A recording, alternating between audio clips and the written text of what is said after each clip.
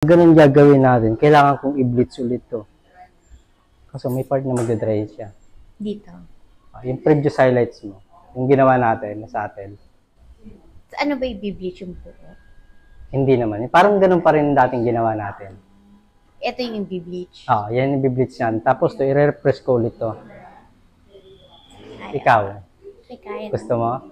Lagyan na natin ng balayads? Okay, sige. Yung gusto mong kulay, parang milk tea. May pagka milk tea brown yun, ano? Okay, sige. Check ko na lang yung kulay, ha?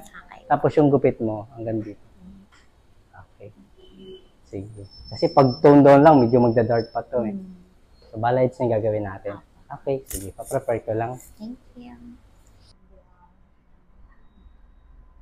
Ayan. Same lang nung kulay na pinakita mo sa akin. Yung may pagka milk tea ash. Diba?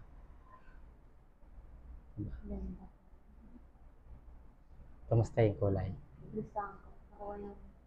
Yung peg natin. Sa kinaya naman ng buhok mo, hindi naman siya may part na nag-dry. Wala naman. Oo. So, alagaan mo lang to ng proper shampoo. Ha? Ganun pa rin yung pag-alaga. Once a week. Ganda.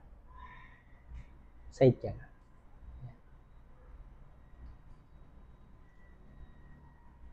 Thank you so much.